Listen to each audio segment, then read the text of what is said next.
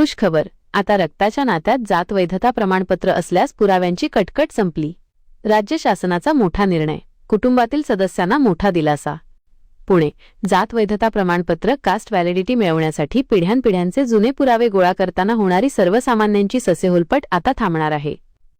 राज्य शासनाच्या सामाजिक न्याय व विशेष सहाय्य विभागाने एक महत्त्वपूर्ण निर्णय घेतला असून कुटुंबातील रक्ताच्या नात्यात जर कुणाकडेही वैधता प्रमाणपत्र असेल तर इतर सदस्यांना जादा पुराव्यांची मागणी न करता प्रमाणपत्र देण्याचे आदेश दिले आहेत।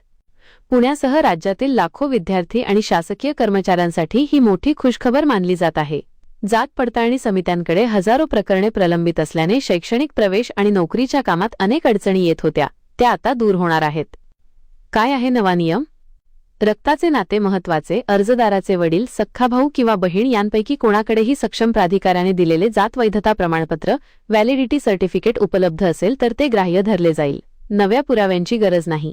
कुटुंबातील अशा रक्तसंबंधातील नातेवाईकाचा फादर्स फॅमिली ट्री पुरावा सादर केल्यास समितीकडून इतर कोणत्याही कागदपत्रांची किंवा पुराव्यांची मागणी केली जाणार नाही। एका महिन्यात निकाल, अशा प्रकरणांची पडताळणी करून समितीला प्रस्ताव प्राप्त झाल्यापासून 1 महिन्याच्या आत निर्णय घ्यावा लागणार आहे।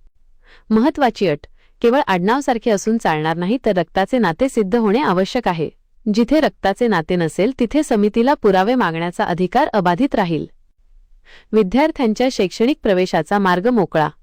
अनेकदा जात वैधता प्रमाणपत्र वेळेवर न मिळाल्याने राखीव प्रवर्गातील विद्यार्थ्यांचे अभियांत्रिकी, वैद्यकीय यांसारख्या व्यावसायिक अभ्यासक्रमांचे प्रवेश धोक्यात येत होते।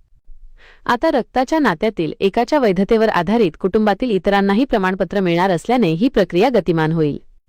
हा शासन निर्णय महाराष्ट्र शासनाच्या संकेतस्थळावर संकेतांक 2007082215012501 उपलब्ध असून त्याची अंमलबजावणी तातडीने सुरू करण्यात आली आहे। व्हिडिओमधील शासन निर्णय व परिपत्रक आपणास हवे असेल तर ते आपल्या शासन निर्णय व परिपत्रक या टेलिग्राम चॅनलवर उपलब्ध करून देण्यात आलेले आहे। त्या ठिकाणावरून आपण ते डाउनलोड करून घ्यावे।